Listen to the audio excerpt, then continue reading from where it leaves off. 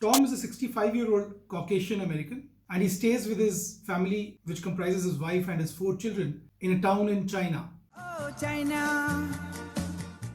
He has already had 4 hair transplant procedures before, which left him completely disenchanted with the industry.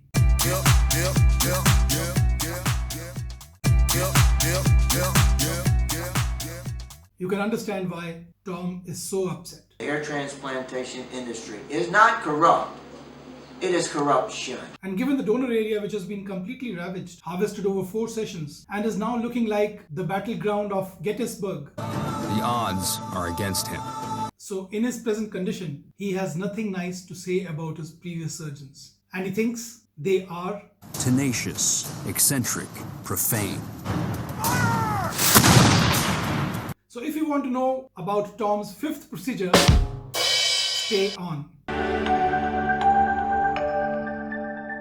His 4 hair transplants didn't grow much hair, the first of which was in 1981. The last one was done about 10 years back. So this has left him completely drained emotionally, and he is very upset, and he has reason to be. The doctors, for the most part, in the hair transplant industry, with very few exceptions, are in it to win it.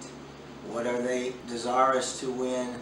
Not your approval, not your satisfaction, but your money. Despite 4 procedures, he has hardly anything to show. And despite his having an excellent scalp donor and a satisfactory beard donor,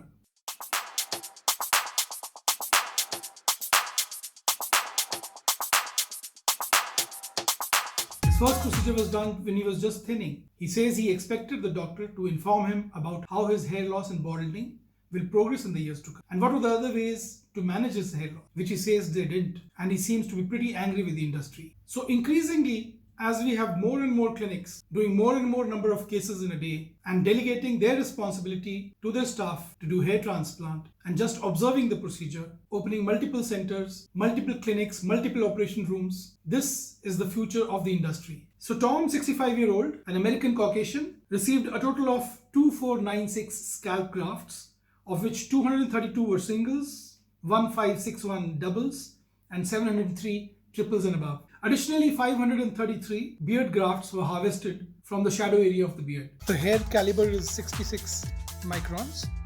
Miniaturization found was 13%. The donor quotient is 3/5.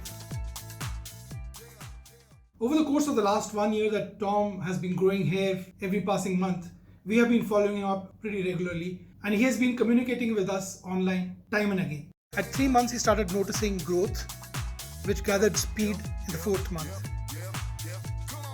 In the 4th month, the crown started filling up.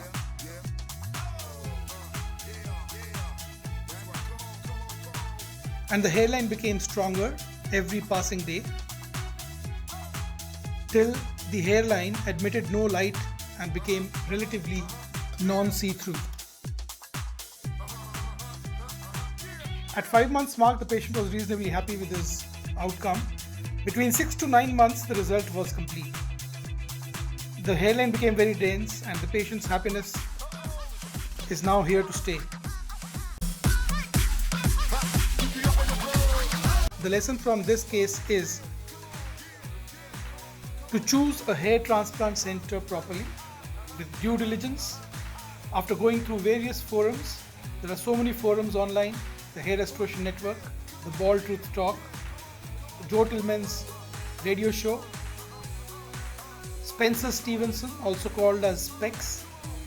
Go to his writings on various magazines and healthcare magazines in the UK. Specs is also a very avid YouTuber. You can go visit his YouTube videos and take a cue on what can go wrong from a hair transplant, how you should ensure that the surgeon you choose has a significant history of good outcomes, he's honest, and he'll follow you up for a long time till your result comes. And more importantly, the surgeon takes ownership for the type of result that you get. In this comb through video, you can appreciate that it has been sent by the patient himself. There is no tinkering whatsoever to increase the contrast. No hair fiber was used or any other camouflage form. I'm very grateful to the patient for having sent this video to me, not out of any duress or persuasion, but purely out of gratitude for the work we have done on him. In a badly scarred area, we were able to grow such lush growth after 4 previous failed hair transplant procedures. That this fact has been appreciated by the patient. We are overwhelmed and thankful to him in return. So that's about Tom and his hair restoration journey. So let me know how you like this video. If you have any questions, please write them in the comment section below. And do not forget to write #AskDrBhatti so that I can get to your questions faster. And to encourage me to post more and more videos with worthwhile content, I would request you to subscribe to this channel. And very importantly, stay away from the virus, stay safe, stay healthy. Till next time.